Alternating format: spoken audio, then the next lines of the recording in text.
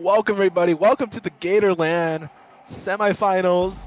It is finals actually. My bad. Finals. Here I am joined with Joshi, and it is Matsuda. How are you doing? I'm doing great. I'm looking forward to these two teams. We've seen both of them on stream already. eZclap getting a quick eZclap 2-0 in the quarterfinals, and the University of Florida grabbing another rather slow, but they ended up picking it up 2-0 last game that we saw. But now they're going head to head, and I know you were casting eZclap earlier in the day. So what have we got looking forward to? We definitely got to pay attention to this bot lane of eZclap. Dan Shore and Luda, definitely the dominant players on this team here. Especially Luda, who's a very proactive support, loves to play the supports that roam across the map and look to make the plays.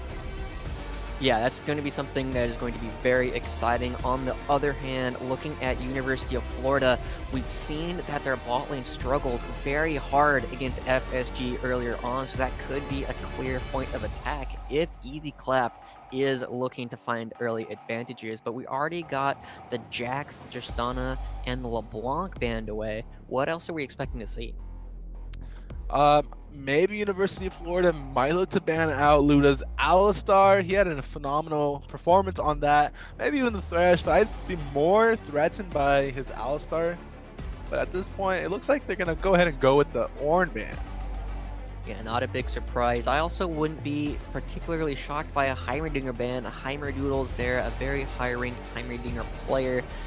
Not necessarily the most common thing to see in the top lane, but it's something you can flex around to the mid lane and to the bot lane. Jarnan, obviously the most famous Western Heimerdinger at this point, seconded only by Heisendon right now. Wow. But no, they're going to be leaving that up, instead batting out the Lucian, so I'm curious to see if they're going to be trying to first pick it. Yeah, definitely. The Lucian ban's targeted at Dan Shore. Both games he played where they 2-0'd, he was dominating on that Lucian pick. He's solid on the champion and very consistent on it, and we see the Graves first pick. This has been happening every single one of their games so far. They've been first picking the Graves and just plopping Heimerdoodles on this Graves. Yeah, Graves still a very strong carry champion, doesn't have the greatest matchup spread at this point. There are a number of other bruisers that do have the opportunity to fight back, and they're all available, but instead they're looking to grab this Jhin up rather quickly. Even though the early game wasn't really going in Seif's direction, he was able to bring it back later on in the game. Hopefully he can have a repeat performance going up against Dan Shore, who is pushed off of that most aggressive carry. Yeah, we also see Wukong locked in, so that could be flex top lane or mid lane. Yeah, the Wukong is going to be very surprising. We haven't seen this a whole lot in just about any competitive region. I think everybody remembers Caps from Fnatic playing that in the mid lane and dominating, but it's a little bit suspect here. There's a lot of places it can go, top lane, jungle, or the mid lane, but picking it this early is definitely going to be throwing a wrench into the plans of eZclap. They grab a couple of strong champions for themselves, and I don't think they're too worried about it. They seem to just be interested in picking their own strategy, getting a very tanky front line, and getting a lot of damage in the back line. Yeah, Zaya and Sion picked up. Definitely very strong picks there, especially on the Sion, who's able to just initiate onto the team of University of Florida. And we also see the Vel'Koz hovered. I believe it's going to be locked in. It should be, yes, it is going to be locked in on University of Florida. Yeah, so we see that the Wukong clearly not going mid. Actually, we say that, but this Vel'Koz has been seen in the support reasonably often. There's a fair amount of flex available to them. I'm sure they already know where it's going, but they definitely have us fooled at the moment. The Thresh ban coming out, I wouldn't be surprised to see it paired with a Rakan as well. The Zaya has already been picked up, and if you're saying that Luda is a powerful Alistar, I'm sure he's got the Rakan in his repertoire as well. He'd be very safe, and I mean, with the Morgana ban, the Rakan becomes even more powerful. Yeah, eZclap did ban out the Morgana in their previous series in the first set of bans, so not even surprised to see that banned out as well. They probably just don't want Luda to deal with a Morgana support. Probably something he's not comfortable playing against. And looking at the Cassiopeia ban on the side of University of Florida, was that in their previous bans in the last series? I don't remember seeing it at all, but the big thing that we're looking at right now is the Rakan is a very big power point that is still left available. Are they going to be grabbing it for themselves? Are they going to let it go on over to eZclap? I feel like this is a big oversight right now. We'll see if they are going to be trying to pick it up. But the Maokai coming out, now we got a pretty good idea where the Wukong is going as well, looking to go into the jungle and actually has a pretty good matchup up against the Graves. Wukong, one of those very powerful early game junglers, only needs level 2 to really go aggressive and start aggressing onto the Graves at the Scuttle Crab. But I also like the Maokai into the Scion, and wow, something we didn't even think about at all, the Akali coming out in the mid lane, a very powerful carry champion, but not necessarily the best matchup into the Vel'Koz. Vel'Koz doesn't use a whole lot of point and click. You've got a lot of skill shots. It doesn't matter if you're invisible, you can still get hit. Yeah, most definitely. It might be a bit of a struggle to even tower dive the Vel'Koz, especially if he's going to run Inspiration secondary. So he'll have the stopwatch, maybe even get rush to Zonias just to be able to handle the Akali. And also there's the wave clear that it's so easy for Vel'Koz to pull off. Then we are going to see Luda on top of that Alistar. I think he's doing very amazing on this Alistar. So it's a strong pickup for eZclap here. And man, oh man, is that the Tahm Kench locked in for University of Florida? That's exciting. I'm really liking both of these team compositions right now. They both have clear win conditions. The big thing that we're seeing though is eZclap is a little bit low in terms of wave clear Xayah, and the Graves will be able to do it a little bit later on, but they're comparing it to the Vel'Koz coming it out from the University of Florida. That's never a position you want to be in. But if they're able to find some early aggression, if they are able to get Xayah some kills over this Jhin, they can snowball this game out of control. And I'm excited to see how they play around this bot lane with the amount of crowd control that they're bringing. Yeah, there's tons of crowd control on the side of eZclap. Also, the great initiation from the Scion ultimate. It's going to go ahead and yell cowards, and hopefully University of Florida aren't going to quake in fear and are able to respond, because this team fight potential from eZclap is quite intimidating. But it's also intimidating from side of University of Florida. They have the Maokai, they have the backline threat being presented by the Wukong as well. So it's going to be a big trade of backlines potentially this game that we're looking at. We're seeing Maokai and Wukong as big dive buddies looking to get onto the Graves and the Xayah, but they are relatively mobile, relatively difficult to get on top of. And on the other hand, you have the Akali looking to get onto the Vel'Koz and the Jhin. These guys are not known for their mobility. They're going to be very reliant on Tahm Kench to keep them alive, but I think that's something that they can rely on. They do have Gremmy 99 on this Tahm Kench, and if it's such a strong character, even with the Devour nerfs, with the significant update to the cooldown on that ability, it's still such a powerful champion. We're still seeing it coming out in every major region. So I'm excited to see these two teams go head to head, and I'm expecting a lot of big team fighting this game. Yeah, most definitely. And I think they're going to have to either prioritize the Tahm Kench, because if you kill the Tahm Kench, then it leaves the carries exposed. They don't have that get out of jail for free card available to them, and they also still have to deal with the Maokai as the front line as well. And at this point, while Scion does have an axe and Maokai may be a big tree, I think this tree is a little bit stronger than the others. Yeah, this is going to be a tough tree to chop down. We've seen so many good Maokai players able to use that twisting advance to completely dodge out the decimating smash, and I mean, Joystick will have a tough time in this matchup. The amount of sustain coming out from his opponent is really dangerous, and actually a matchup that Maokai is able to go, Aftershock into, simply because you're not super worried about the damage coming out from Scion throughout most of the game. But we're seeing some interesting things coming out. No Unsealed Spellbook coming out for the Tahm Kench, instead looking to go for the Guardian. That means that they don't have a cleanse. This means that you can really target out the Tahm Kench, find some CC, bring him down, and completely eliminate the Devour, that get out of jail free card that you were talking about.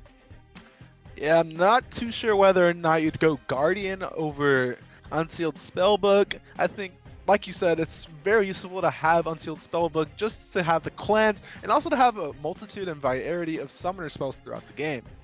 Yeah, it's definitely something that we see very popular at the competitive level. But the other things we're going to be paying a little bit of attention to is the fact that Vel'Koz, again, going for that Glacial Augment, really making the rounds. If you haven't seen it yet, tends to go GLP and Twin Shadows very early on, has a ton of mana, has a ton of wave clear, and so many slows. It's so hard to get onto this guy. That'll actually help a lot going up against Puffles on that Akali. Just find him with the Twin Shadows, slow him down, and then you'll be able to layer your CC on top of it. But at the same time, Heimerdoodle on the Graves, you said he's been playing it a lot. He's playing a little bit more passively. He's picking up the fleet footwork, making sure he stays healthy, not going to have quite the same level of damage as if he had been looking for that Dark Harvest. Yeah, gonna settle with fleeting footwork. It may not be the most prioritized rune for Graves, but you know it kind of still works and it's still viable on him as both these teams are gonna just fan themselves out. Nothing too fancy here. No level 1 invades on either team. And while we are waiting for this game to start on the blue side, we have eZclap with Joystick Truck playing Scion in the top lane. Heimerdoodle is playing Graves in the jungle. Puffles Mia playing Akali in the mid lane. Danchar playing Xayah in the bot lane, and Luda playing that Alistar support. And they're going to go up against the University of Florida Team 1 with Ricer Dies, Maokai in the top lane, the FF15 Machines, Wukong looking to make a statement, then General Wally's Vel'Koz, and then Seif and Gremmy99 rounding out the composition with Jin and the Tahm Kench. Not a whole lot of surprising things going on right now. Both junglers starting in the bottom half of the map, and that means that we're not necessarily going to be seeing a whole lot of interesting early engagement. But the one thing that we are seeing coming out from eZclap is getting the wards down onto both Scuttle Crabs, and that will help Graves out quite a bit. He's trying to dodge the early fights against the Wukong, and if you know where the Wukong is, you can be where he's not. Yeah, always good to have that amount of information under your belt here as we see Rice or Die go for a bit of a trade with Joystick Truck, and it's going to struggle against it. Joystick Truck coming out on top. Uh-oh, look at the bot lane though. Yeah, we do see Seif and Gremmy gonna get collapsed on. They actually devour on top of the Alistar. First blood going over to Gremmy, but Doodles is here, and he's gonna be able to get a return kill. Oh, they can turn this around, but they're not gonna go for it. There's a 3-stack on that Tahm Kench passive, so they're not willing to actually commit to try to take out Gremmy. Yeah, that would have been disastrous right there if Heimerdoodles hadn't come down. He had gone to his opponent's blue buff and found that it wasn't there. He had wasted so much time, but flashing forward, picking up the counter kill onto Seif is going to be so helpful. And now this Jin is behind in experience, but FF15 Machine not in a good spot either. Oh, forced to flash away, gets connected by the Kali E, and that's going to be flashed down on the FF15 Machine. Nicely done. They're communicating with themselves well, know that Wukong's somewhere inside the top side of the map. They go ahead and catch him out, and this puts eZclap in a position where they're able to substantiate themselves despite the fact that it's a 1-for-1 trade in that bot lane. Yeah, ooh, Gremmy going aggressive again. They're looking for more, but head-butted away. But now, Heimerdoodles again finding a gank. Yeah, we see Heimerdoodle's going to get a nice, easy kill on the Maokai. If you can't chop down the tree, you're going to just have to shoot it down with a shotgun. Yeah, this is something crazy. You don't normally see Graves going for this many early ganks, but he's so far outpacing FF15 by a significant margin. Already got 2 kills under his belt, and that's going to help his game out so much. We were talking about how the bot lane for University of Florida has had some weaknesses that they've needed to deal with. They're trying to get aggressive, and they even found the 2v2 kill early on, but it was matched. So much experience lost by Seif, and he got the assist. So when Danjor goes back, he's going to have so much more gold looking at an early BF sword. Jin's going to really struggle, but we are going directly into a pause. All right. Yeah. All right. We can calm down a little bit. This is not how you normally see Graves play this early game. As we said, they normally try and power farm when they are this kind of, we like to say a dog champion. You want to be running away from the opposing jungler. If FF15 Machine had been present for either of those counter ganks, this game would have been very different. But the early vision coming out from eZclap is giving them so much information to play around. They saw Wukong on the top half, and that was that allowed Joystick and Puffles to move over, make sure that he didn't take away the blue buff. And now, with the 2 kills under his belt, Heimerdoodles is still even in CS because the rest of the team is supporting his jungle. They're not losing anything, and they're finding advantages everywhere.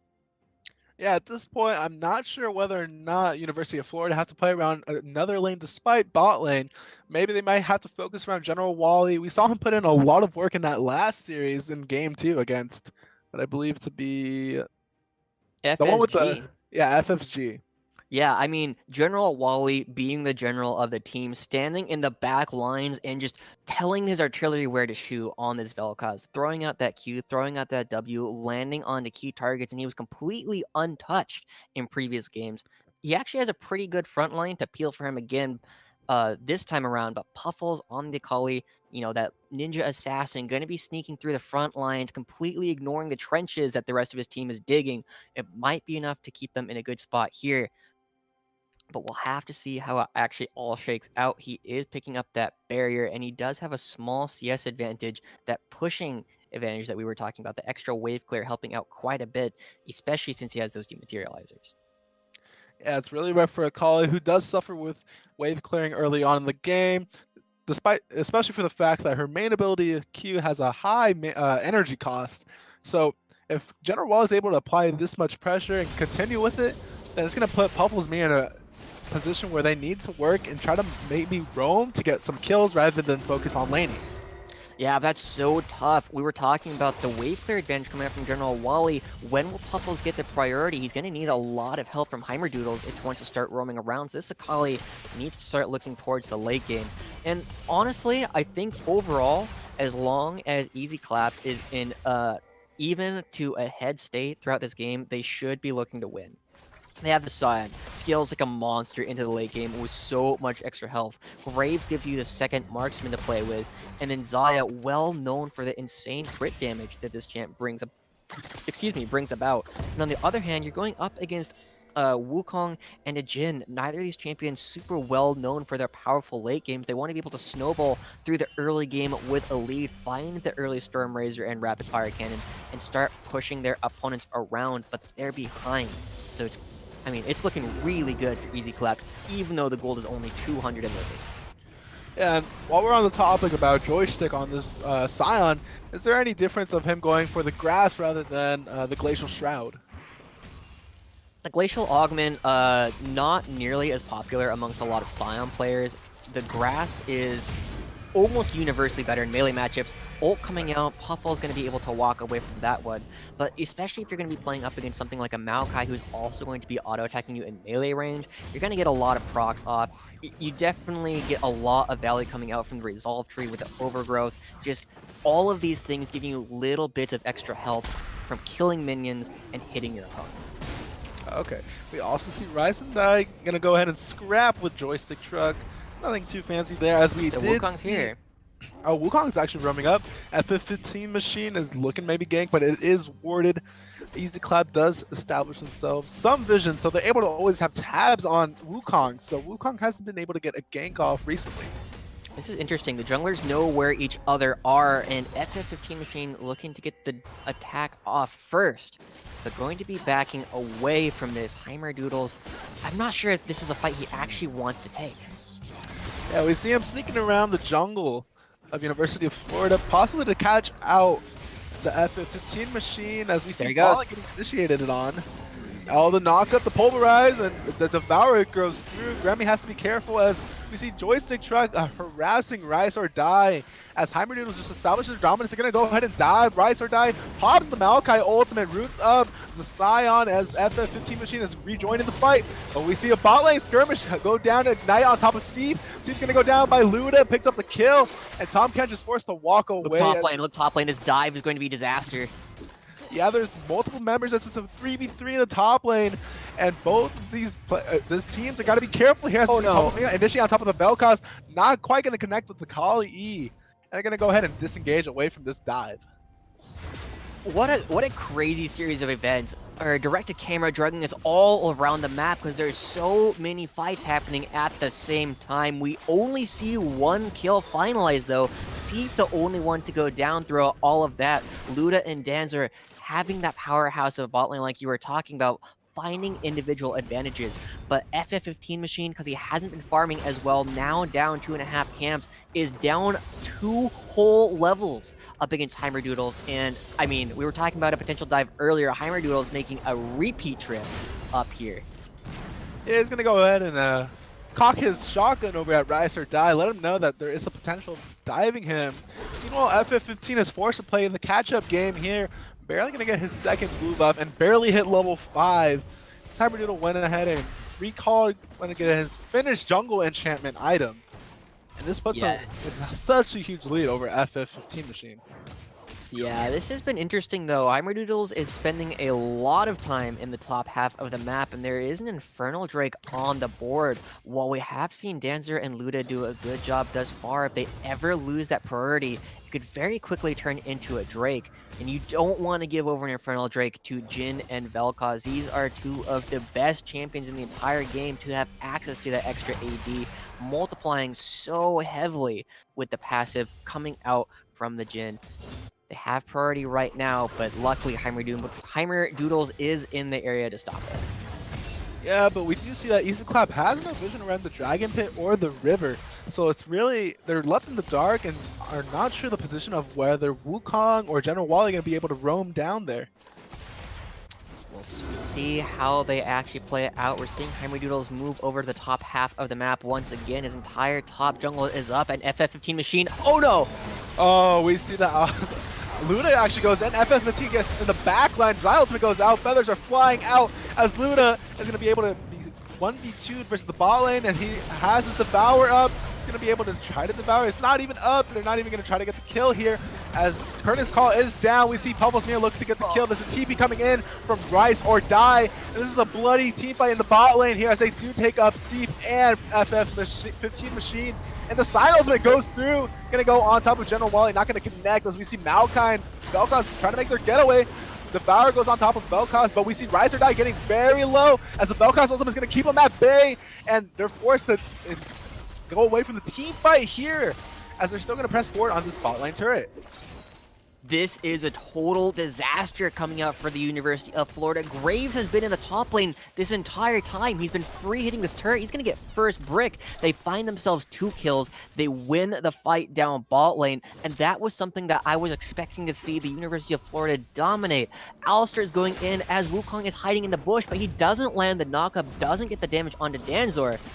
And now, wow, they're actually going to be able to get something back. The back timing is coming out so late for eZclap, and the tempo advantage coming out from having their members die earlier is going to let them pick up this Infernal Drake. So not a total loss for the side of University of Florida, but not something they should be happy about. Wukong continues to fall behind, still down 2 full levels, is sitting on a serrated Dirk, and now Luda's looking in the mid lane. Yeah, Luda likes to roam around in this type of game here as they see they collapse on top of General Wally, and Pofosmia gets the kill down in the mid lane. They're going to go ahead and pressure this mid lane turret. This is terrifying right now. eZclap is looking to live up to their name. They have control of every single position. The only person who is, you know, even remotely close to being even or behind is going to be Joystick, but they're looking for FF15. Yeah, they realize FF15 is way behind compared to his counter opponent here, as Heimerdoodle is going to get some free autos on this tree here. And we also see Luda position himself, gets hit by the Tahm Kench Tongue Lash, as they are positioned to maybe get a Pulverize on top of Steve in order to collapse on top of them. Ooh, they might be looking to fight. Yeah, they're going to go ahead and initiate on Grammy. Grammy gets the Guardian popped. That's a lot of autos from the Xy here. No great health available for a little bit as we see them just going to disengage from themselves. Don't want to look to fight as Heimerdoodle keeps on applying pressure on the top side of the map. Yeah, this is interesting. His entire jungle has been up for a long time, and Sion is not getting any farm at all. We're seeing Heimerdoodles is so far ahead that it's working out for them, but I feel like this is rather inefficient. There's a lot of jungle to take. There's a lot of things that they could be doing, and starving out your top laner is not necessarily the way you want to play this game. I mean, he is a Scion, so he's got a base level of usefulness no matter what, but it always feels really bad. It's just like, Graves, go farm your own jungle. This is my lane. I'm the top laner. See? It's called heavy taxing as we Hextech Flash on top of Steve here. Gets pulverized in the backline as Danshore gets another kill for himself. Yeah, heavy taxing, IRS coming out right there, serving a notice to see if like, hey, did you pay to be in this? I need to see your license and registration, and Puffles fighting Rise or Die. Oh, Rise or Die initiates, gets the W on top of Puffles as the Sign Ultimate goes through, knocks him up, and it's going to go ahead and donate that kill over to Rise or Die. Maybe Joystick Truck is just a really nice top laner, just gives away free kills and CS to his allies. Dude, it's like, I totally feel that. I've been playing a lot of Sion recently myself, and a lot of my friends like to tell me I am a hardcore poverty player. Whenever there's an opportunity to give gold to somebody else, I tend to do so, but Heimerdoodles. Yeah, he's going to go on top of the Jhin. There's the 4th shot, but it's not going to matter as Graves just goes ahead and pops the ult and deletes Seif off the map once again. Man, it doesn't look like Seif has an option. It looks like he's just going to be in total poverty this game himself. Already down 30 CS, 0 and 5. eZclap has found the weak spot that they need to target. It's like going into an old arcade game. There's just this bright, shining spot on Sheep's head right now, and eZclap is just hitting it over and over and over again.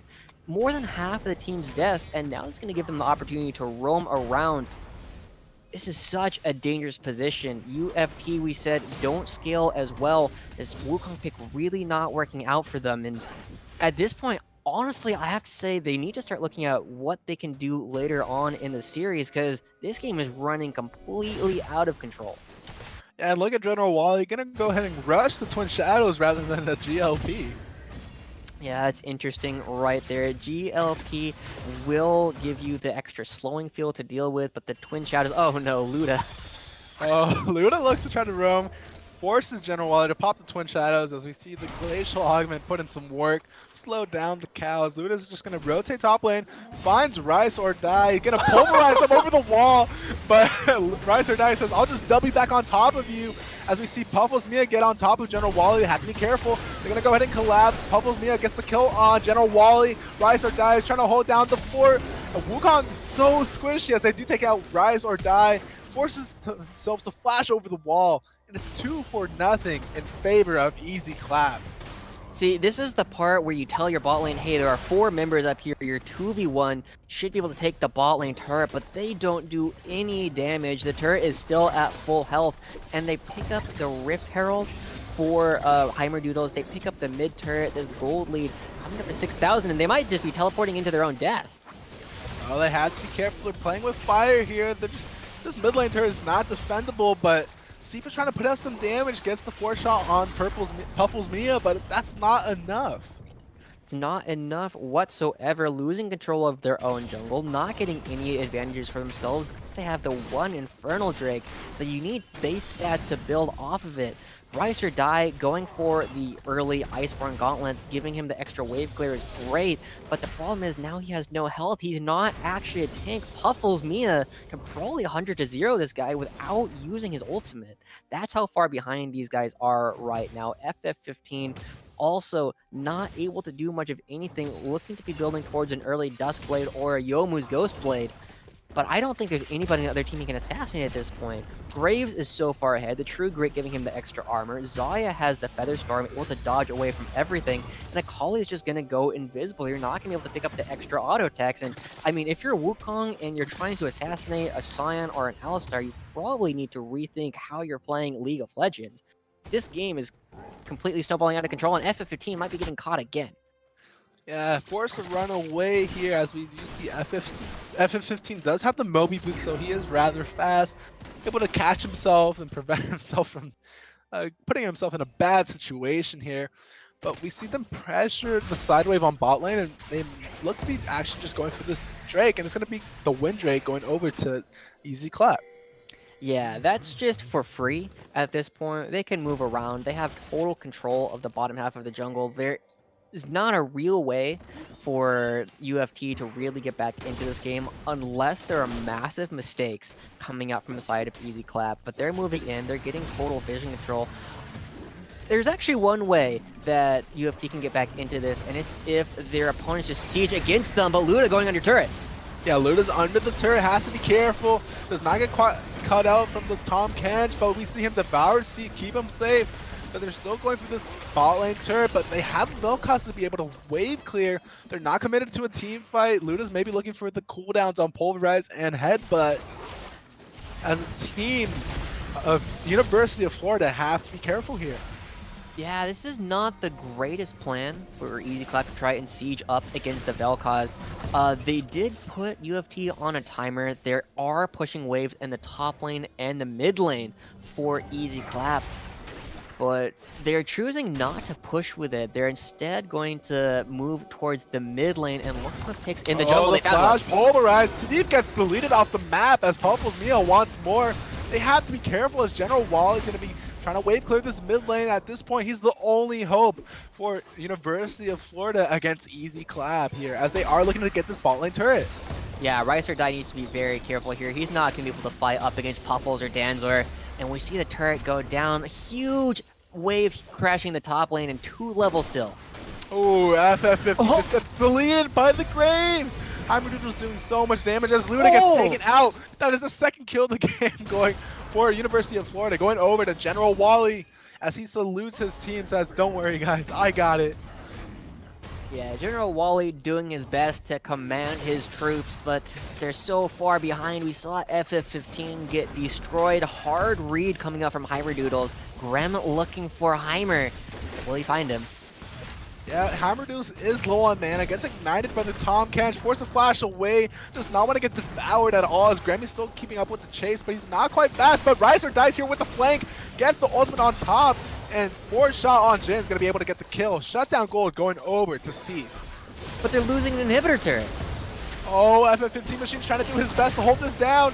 Almost gets destroyed as this might cost the life of Grammy here. As Puffles Mia has to be careful. Sign ultimate is coming down. Maybe trying to hold down the 4. Puffles Mia has to be careful. Riser Dice looking for the kill. FF15 going for re-engage. Double kill for the Saya. It's a triple kill going over as they are looking for more. Puffles Mia is going in with the ultimate, but the grenade from Jin is enough. It gets a double kill over. He gets Danshore and Puffles Mia. What a turnaround for University of Florida. Fight. They want more! Luda's on the run, they have to be careful. Decimating Smash connects on Jin, but General Wally has to be careful. Double Pulverize on top. See if he gets taken out. Shutdown going over to Luda as General Wally trying to kite it out. Has to be careful. He has no teammates available. He's just pressuring them off the mid lane. He might be able to get the kill. Pops the ultimate and lasers down the cow. There are some exciting things in that fight. I think my 2 favorites were, one, we saw Zaya flash in place on top of the seismic shock coming out from the Vel'Koz, ends up getting knocked up anyway, and then the insane grenade going long distance coming out of C, finding the double kill off of that all by itself. But this is still a 10,000 gold lead. There's a lot of shutdowns that went in favor of University of Florida there, but is it really enough? It's going to be really difficult. The Baron buff is on the table. We've seen this being taken really early in previous games, and the inhibitor turrets are still at risk. FF15 Machine, while he does have a completed Duskblade, still not doing all that great. Nearly Flame Horizon by his opposing jungler. It's 6-1-3. Yeah, 1-3. A Shurelia's Reverie on Luda. He just extra damage coming out of that. It's not a Righteous Glory. He needs those AP ratios to blow up your backline. That's how confident these guys are right now. And Puffles, again, there's no health on Rice or Die. Akali wins this super hard because it's only armor. Yeah, Pops the Shirelli is maybe looking for an engage, does not want to commit towards it. They have to be careful. General Wally is really the key source in keeping this team afloat. Yeah, we'll see if they are able to find anything. If they pick up Heimerdoodles, there's ways for them to at least hold on for a little bit longer, but they're looking at the Scion, and that's not the target you're really able to do much damage to. You have to be careful. Danshore gets a lot of damage, but Steve is able to reciprocate as Puffles Mia maybe looks to try to take some damage over onto Rice or Die. Maybe looks to tower dive. Has to be careful as Luda gets the Pulverize, but the Devour keeps Steve alive. And they're going to re-engage on Luda. Has no cooldowns. Has to be careful. Watches the top catch passive as FF15 Machine gets the nice ultimate on top of the Zai, but it's not going to be enough. Dancer stays alive with Joystick Truck getting up the kill as Puffles Mia tries to blow up Jim, but it's not going to be enough as General Wally saves his fellow soldier, says, "You're not dying today, young man." That was an ambitious dive coming up from the Akali there. Not having the smoke screen, going into 4 people underneath a turret. A little bit ambitious, I have to say. This is an opportunity, though, for the rest of the team to back away, pick up this Drake spawning in just a moment. It is another Cloud Drake, not the most exciting thing in the world, but making sure they still have late-game win conditions if they somehow get there. But the Baron is still on the table. The inhibitor turrets are still under threat, and it's still a 9,000 gold lead. They scale excellently. They have great engage. They have reasonable wave clear due to how fed Graves and Xayah are at this point in the game. But they do need to calm down just a little bit. Play smart. Get some wards in top half of the jungle. Move together as 5 because there is no way for your opponents to face check into you. Yeah, and at this point, you're right, they do have to calm themselves down, play this at a little bit slower tempo. We see Tom catch all into the Baron pit. Luda says, "Nope, I'm going to headbutt you off the wall."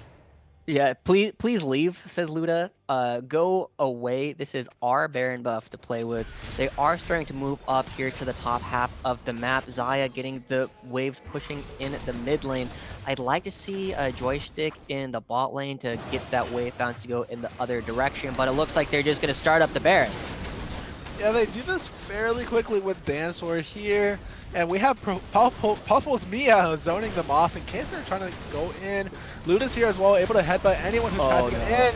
Tries to flash in, not able to get Sieve as the Devourer keeps him alive.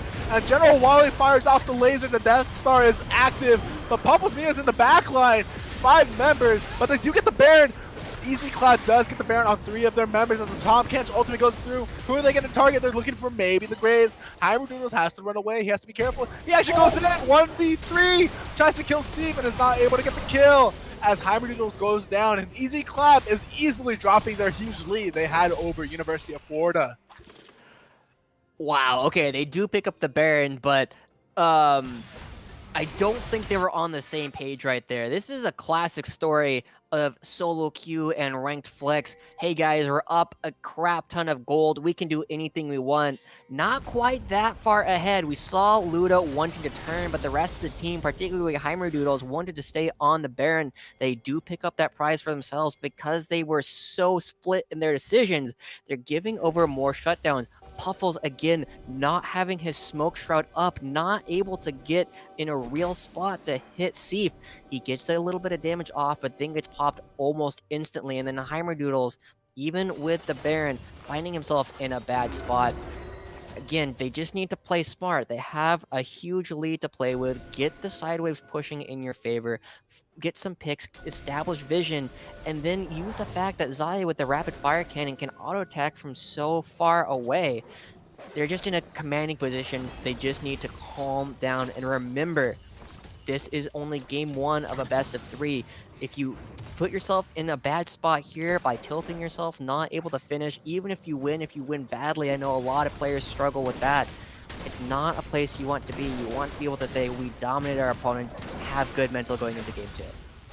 Yeah, we see Joystick Truck trying to just split push against the Rise or Die, the Maokai himself. It's going to be a tank versus tank here as they are trying to pressure at least all 3 of these lanes here. Force University of Florida to make a bad decision and go off from there. Yeah, University of Florida, again, waiting for mistakes coming out from their opponents. I'm not convinced that they're going to be able to find those at all, but wow, look at that damage, General Wally! General Wally almost getting taken out by Heimerdoodle's full combo as Graves here, as they are going to be able to pressure this mid lane turret now that their wave clear is gone on University of Florida. Oh, Rise or Die is trying to fight off the Scion here, but you can't really do that, especially with Scion just ahead of you, as Decimating Smash does not connect. They have to be careful with Devour on top. They Devour, Rise or Die, has to be careful. Feathers go out, Featherstorm is able to zone him off as FF15 goes down, as Steve also goes down as well. Rise or Die gets taken out, and Grammy is getting it wiped out as eZclap looks to try to ace or end the game at this point on.